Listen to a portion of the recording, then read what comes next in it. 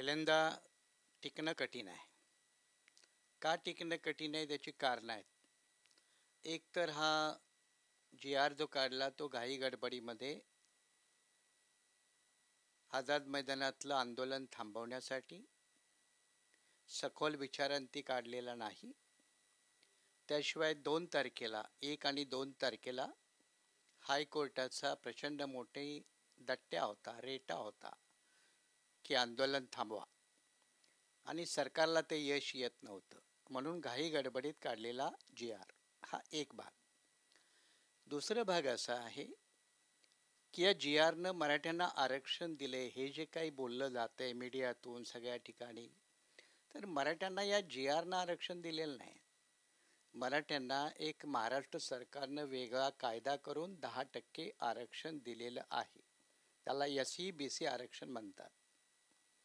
दुसरं जे आहे ते 10%चं ओपन कोट्यातलं आहे. या जी आरनं काय केलंय, या जी आरनं फक्त जे मराठे कुणबी आहेत किंवा कुणबी मराठी आहेत किंवा मराठे कुणबी आहेत त्यांना OBC मध्ये घ्या अशा प्रकारचं अप्रत्यक्ष सुधारणा केलेली आहे. थोडक्यात मराठ्यांना आरक्षण न देता OBCच्या आरक्षणामध्ये मराठ्यांना OBC करून घुसवण्यात आलेला आहे. हा त्याचा अर्थ आहे, कायदेशीर आणि सगळा सुद्धा.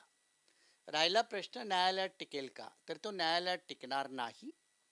कारण मराठ्यांचं जे OBC करण सुरू आहे त्या OBC करणाच्या विरोधामध्ये आतापर्यंतचे राष्ट्रीय स्तरावरचे राष्ट्रीय आयोग, राज्य स्तरावरचे राज्यस्तरीय मागासवर्गीय आयोग, त्याच्यानंतर मुंबई हायकोर्टाचे औरंगाबाद खंडपीठाचे निकाल, सुप्रीम कोर्टाचा 2021चा मराठा हा मागासवर्गीय नाही हा निकाल, हे सगळं त्याच्या विरोधात असल्यामुळं हा जी आर न्यायालयाच्या कसोटीवरती अजिबात टिकणार नाही.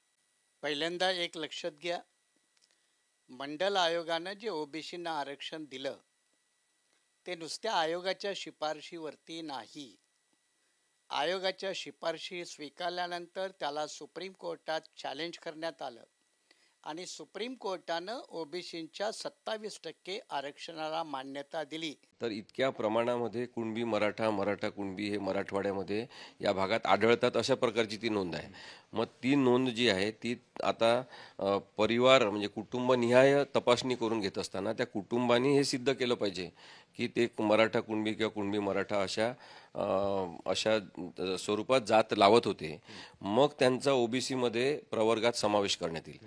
मग आता तसं झाल्यावर OBC मधल्या आरक्षणाचे लाभ घेता येईल हे सांगत असताना मग त्यांनी परत सांगितलं की 90 दिवसात ही प्रक्रिया अर्ज केल्यापासून करण्यात येईल. म्हणजे त्या माणसाला अर्ज करायचा आहे.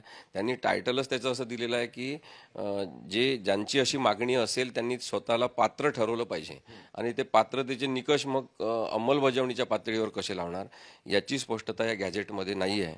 आणि त्यामुळे मला असं वाटतं की स्टेप बाय स्टेप त्याचे निकष, त्याची प्रक्रिया ही नमूद करून जर जी आर काढण्यात आला असता तर परिणामकारकता अजून वाढवण्यात आली असती.